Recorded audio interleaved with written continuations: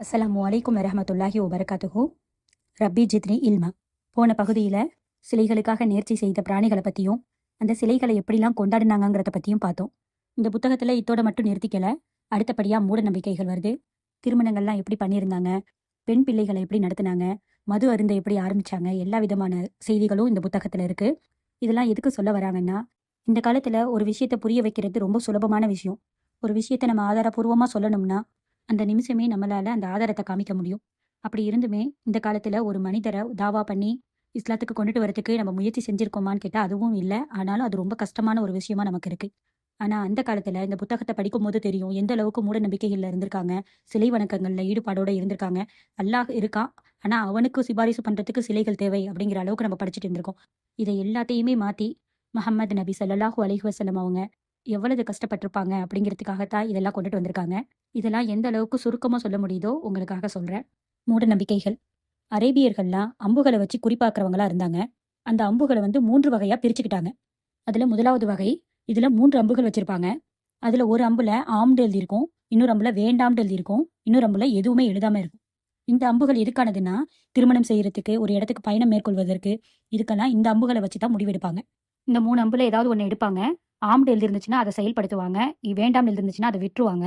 எதுவுமே எழுதாத அம்பு வந்திருந்துச்சுன்னா, அந்த 2 அம்புகள் இருக்குல்ல, ஆம், இல்லைன்னு. அதுல ஏதாவது ஒண்ணு வர வரைக்கும் திரும்ப திரும்ப அதை எடுத்துக்கிட்டே இருப்பாங்களாம். அடுத்தது 2ஆம் வகை. இந்த அம்புகள்ல குற்ற பரிகாரம், நஷ்டஈடு போன்ற விவரங்கள் எழுதப்பட்டிருக்குமா. அப்புறம் 3ஆவது வகை. இதுலயும் 3 அம்புகள் வச்சிருப்பாங்க. அதுல ஒரு அம்புல மின்கும் அப்படின்னு எழுதியிருக்கும். அதாவது உங்கள்ல உள்ளவரே அப்படின்னு. அடுத்தபடியா மின் கைக்கும், உங்களில் உள்ளவங்க கிடையாது அப்படின்னும். அப்புறம் முல்சக், இணைக்கப்பட்டவங்க அப்படிங்கிற அம்பும். இந்த மாதிரி 3 வகையான அம்பு இருக்கும் அதுல. இந்த அம்புகள் எதற்கானதுன்னா, ஒருத்தவர் திடீர்னு வந்து நான் இந்த வம்சத்தை சேர்ந்தவங்க அப்படின்னு வந்து சொல்லும்போது அதை உண்மைப்படுத்துவதற்காக அவரை வந்து 100 திரகமும் 100 ஒட்டகங்களுடன் ஹூபுல் சிலையை முன்னிறுத்தி அந்த 3 அம்புகள்ல ஒரு அம்பை அந்த பூசாரி எடுப்பாராம். அதாவது மின்கும் மின்கைக்கும் முல்சக் அந்த அம்புல எது வருதோ அதன்படிதான் அவர் வம்சத்தை சேர்ந்தவரா இல்ல இல்லையாங்கிற தீர்மானத்துக்கு வருவாங்களாம். இந்த மாதிரியான மூட நம்பிக்கைகள் அதிகமா இருந்துச்சு. அது மட்டும் இல்ல, இந்த அம்புகளை வச்சே பல சூதாட்டமும் பண்ணாங்க. ஒருத்தர்கிட்ட ஒரு ஒட்டகத்தை கடனா வாங்கிட்டு வருவாங்களாம். அந்த ஒட்டகத்தை அறுத்து 10 அல்லது 28 பங்குகளா அதை பிரிப்பாங்களாம். அதுல 2 அம்புகள் இருக்குமா. ஒரு அம்புல ராபீக் என்றும் இன்னொரு அம்புல குஃபுல் அப்படின்னும் எழுதியிருக்குமா. அங்க இருக்கிறவங்க எல்லார் பேரையும் கூப்பிட்டு அந்த அம்புகளை எடுக்க சொல்லுவாங்களாம். அந்த ராபீக்ங்கிற பேர் வந்துச்சுன்னா அந்த இறைச்சிக்கு அவங்க பணம் கொடுக்க தேவையில்லை, அவங்களுக்கு ஒரு பங்கு இருக்குன்னு அர்த்தமா. அதுவே குஃபுல்னு பேர் வந்துச்சுன்னா அவங்க தோல்வி அடைந்தவங்களா ஆயிடுவாங்க. அவங்களுக்கு அந்த இறைச்சிலையும் பங்கு கிடையாது, அந்த முழு ஒட்டகத்துக்கான விலையையும் அவங்க கொடுக்கணுமா. இத்தோட மட்டும் விடல, ஜோதிடன், குறிகாரன், நட்சத்திர ராசி பலன், காணாமல் போனதை கண்டுபிடிச்சு கொடுக்குற பேச்சுகளிலையும் அந்த மக்கள் மிகுந்த நம்பிக்கை கொண்டிருந்தாங்க. மேலும் அவங்க கிட்ட தற்குறி மற்றும் சகுனம் பார்க்கும் பழக்கம் கூட இருந்துச்சு. ஏதாவது ஒரு காரியம் செய்யணும்னு நினைச்சாங்கன்னா, இல்ல ஒரு பயணம் மேற்கொள்ளணும்னு நினைச்சாங்கன்னா, ஒரு பறவையையோ இல்ல மானையோ விரட்டுவாங்களாம். அது வலதுபுறமா போச்சுன்னா அது நல்ல சகுனமா நினைச்சு அந்த காரியத்தை மேற்கொள்வாங்க. இடதுபுறமா போச்சுன்னா அது அபசகுணமா கருதி அதை செயல்படுத்த மாட்டாங்களாம். அவங்க நடந்து போய்கிட்டு இருக்கும் பாதைகள்ல ஏதாவது பிராணிகளோ பறவைகளோ குறுக்கிட்டுச்சுன்னா அதுலயும் சகனம் பார்ப்பாங்களாம். அந்த பழக்கம் இந்த காலத்திலையும் நிறைய பேர்கிட்ட இருக்கு. இன்னும் என்ன செய்வாங்கன்னா, முயலின் கெண்டைக்கால் பகுதியை தங்களுடைய இல்லங்களின் வாசல்ல தொங்க விடுவாங்களாம். நாள்களை வச்சு சொல்றது, மாதங்கள், பிராணிகள், வீடுகள், பெண்கள் இதெல்லாம் வச்சு கூட அபசகுடம் பார்ப்பாங்களாம். இதனால தான் தொற்று நோய்ங்கிறது வருதுங்கிறத நம்புனாங்களாம். ஒருவர் கொலை செய்யப்பட்டால் கொலையாளிடம் பழி தீர்க்கப்படாத வரை அவனது ஆன்மா சாந்தி அடையாது, அந்த வீட்டையே சுத்திட்டு இருக்கும். ஆந்தை வடிவத்துல, அந்த ஆந்தை உருவத்துல வந்து அந்த வீட்டை வந்து எனக்கு தாகம் தாகம், என்னுடைய தாகத்தை தனியுங்கள்னு கேட்கும்னு அந்த கொலையாளியை பழி வாங்கினா மட்டும்தான் அந்த ஆன்மா சாந்தி அடையும்னு அவங்க நம்பி இருந்தாங்களாம். இந்த மாதிரியான அறியாமை கால மூட நம்பிக்கைகள் அரேபியர்களிடம் நிலைத்திருந்துச்சு. ஆனாலும் இப்ராஹிம் அலைஹிவஸல்லம் அவர்களுடைய மார்க்கத்தின் சில நெறிமுறைகளும் அவங்க கிட்ட எஞ்சி இருந்துச்சு. அந்த மார்க்கத்தை அவங்கள முற்றிலுமா புறக்கணிக்கல. எடுத்துக்காட்டா சொல்லணும்னா, இறை இல்லமான காஃபாவை கண்ணியப்படுத்தினாங்க. அதனை வலம் வருவது, அதாவது அஜ் உம்ரா செய்யறது, அரஃபாம் முஜ்தலிஃபாவில் தங்குறது, அல்லாவுக்காக அறுத்து பலியிடுதல் போன்ற நற்செயலையும் செஞ்சுட்டு தான் இருந்தாங்க. இந்த மாதிரியான நற்செயல்களிலையும் பல மூட நம்பிக்கைகள் புகுந்திருந்துச்சு.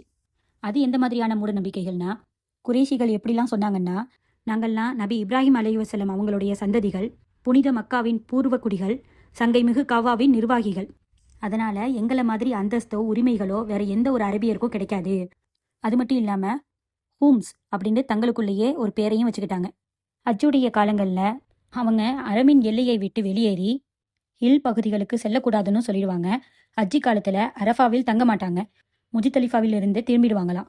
இதனை தடை செஞ்சுதான் பின்வரும் திருக்குரானில் வசனம் இறங்குச்சு.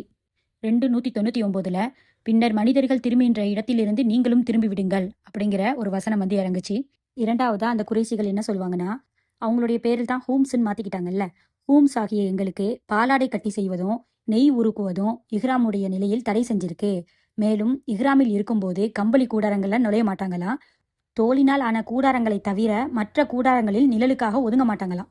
ஹரமுக்கு வெளியிலிருந்து ஹஜ்ஜி மற்றும் உம்ரா வருபவர்களிடம் அவங்க கொண்டுட்டு வந்த உணவுகள் மற்றும் பானங்களை ஹரத்துக்குள்ள கொண்டுட்டு வந்து பருகக்கூடாது. ஹரமின் பகுதியில் கிடைப்பதை மட்டும்தான் சாப்பிடணுங்கிற ஒரு வழக்கத்தை வச்சிருந்தாங்க.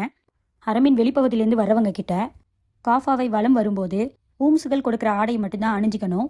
இது மாதிரி வெளியிலேருந்து வர்ற ஆண்களுக்கு குறைசி ஆண்களும் வெளியிலேருந்து வர பெண்களுக்கு குறைசி பெண்களும் இந்த ஆடை கொடுக்குற விஷயத்த நன்மையாக கருதி இலவசமாக கொடுத்து வந்தாங்களாம். ஆடைகள் கிடைக்காத பட்சத்தில் ஆண்கள் நிர்வாணமாக வலம் வருவாங்களாம். பெண்கள் தனது ஆடைகளை கலைச்சிட்டு முன்பகுதி திறந்துள்ள ஒரு மேல் சட்டையை மட்டும் அணிஞ்சுக்கிட்டு வலம் வருவாங்களாம். அப்போ அந்த பெண்கள் இந்த கவிதையை பாடுவாங்களாம். இன்று உடலில் சில பகுதிகளோ அல்லது முழு பகுதியோ வெளிப்படுகிறது. அவற்றில் எது வெளிப்படுகிறதோ அதை காண்பது எவருக்கும் முறையற்றது. இந்த செயலை கண்டிச்சு அல்லாஹ் பின்வரும் வசனத்தை அருளினான். ஆதமுடைய மக்களே, ஒவ்வொரு பள்ளிவாசல்களிலும் ஆடைகளினால் உங்களை அலங்கரித்துக் கொள்ளுங்கள். அல் குரான் அத்தியாயம் 7:31 இடம்பெற்றிருக்கு. அதே நேரத்தில் ஒரு ஆணோ ஒரு பெண்ணோ தங்களை மேன்மையானவர்களாக கருதி அவங்க கொடுக்குற இரவல் ஆடையை வாங்காம அவங்க கொண்டுட்டு வந்த ஆடைகளையே வலம் வந்துட்டாங்கன்னா, அது முடிஞ்சோன்னே அந்த ஆடையை வேற யாரும் பயன்படுத்தக்கூடாதுன்னு அந்த ஆடையை எரிச்சிருவாங்களாம். அது மட்டும் இல்லாமல் எஹ்ராம் அணிஞ்ச பிற்பாடு தனக்கு வீட்டுக்கு போக வேண்டிய சூழ்நிலை வந்துச்சுன்னா வீட்டு தலைவாசல் வழியாக போகாமல் பின் சுவரை உடைச்சிட்டு ஒரு வழியை ஏற்படுத்தி அந்த வழியாக தான் போகணுமா.